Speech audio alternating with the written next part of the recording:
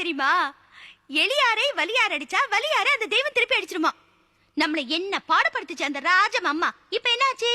உன் மக மூஞ்சி சகிக்கல, சிதம்பரம் மகதான் எனக்கு பிடிச்சிருக்கிற ஒத்த வார்த்தையில அந்த பொம்பளை கர்வத்தை காலி பண்ணிட்டானமே. இப்ப என்ன பண்ணுவாளுங்க ஆத்தாலும் மகளும்? இதுக்குதான் சொல்றது ரொம்ப ஆடக்கூடாதுன்னு. இதத்தான் நான் உனக்கு சொல்றேன், நீ ரொம்ப ஆடாத. என்னதான் பிடிக்காதவங்களா இருந்தாலும் ஒரு பொண்ணுக்கு நல்ல காரியம் நடக்கும்போது தட்டி போறது ரொம்ப வருத்தமான விஷயம். இதை கேலி பண்ணி பேசுறது ரொம்ப அசிங்கம். சும்மா இருங்க மாமா.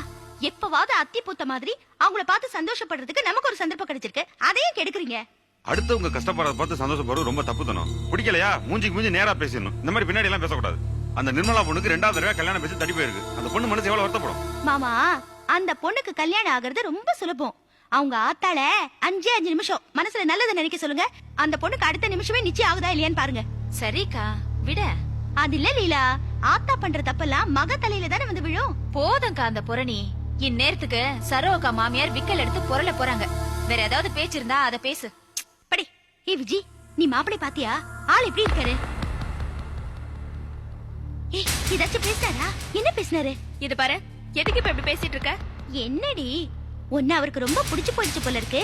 பேசாம அவரே உனக்கு கட்டி வச்சலான்னு ஒரு யோசனைக்கு சொன்னேன். முதல்ல இந்த மாதிரி உளறதெல்லாம் நிறுத்து. பேச்ச பாரு. ஏய், இப்ப நான் என்னடி தப்பா சொல்லிட்டேன்? அப்பப்ப ஏதாவது லூசு மாதிரி உளராத. எதை பேசணும்னு உனக்கு ஒரு அறிவு வேண்டாம். இந்த மாதிரி பேசுற வேலையெல்லாம் வச்சுக்காத. ஏ மாமா, இப்ப நான் சொன்னதுல என்ன தப்பு? நீ பேசுனது தப்புன்னே தெரியாத அளவுக்கு அவ்வளவு விவரமா இருக்க. இதெல்லாம் எங்க போய் முட்டிக்கிறது? ஆமா, யாருகிட்ட எப்ப எதை பேசுறதுன்னு தெரியாத உனக்கு. நல்லா கொழு கொழுன்னு வளர்ந்துருக்க. ஒரு பிள்ளைக்கு தாயா வேற ஆக போற. இன்னும் பேச கத்துக்கலையடி நீ. நீங்க சும்மா இருங்க, உங்களுக்கு தான் ஒண்ணும் தெரியல. லீலா, நீ ஏன் நியாயத்தை சொல்லு. என்னைக்கு இருந்தாலும் நாம விஜய ஒருத்தனுக்கு கல்யாணம் பண்ணி கொடுத்துதானே ஆகணும். அவளை விரும்புறவனுக்கு கட்டி கொடுத்தா என்ன தப்பு? எனக்கு என்னமோ அவன் பேர் என்ன, கோபி, அவனுக்கே விஜய கல்யாணம் பண்ணி கொடுத்தா நல்லதுன்னு தோணுது. நீ என்ன சொல்ற? என்னதானா?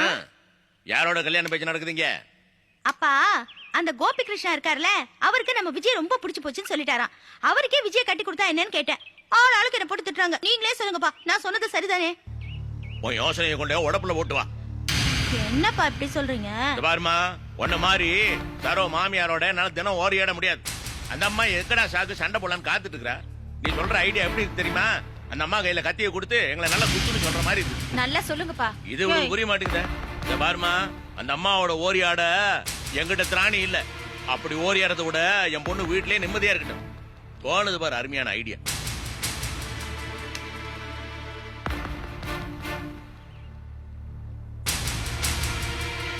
நீ சரியா தான் பேசுன.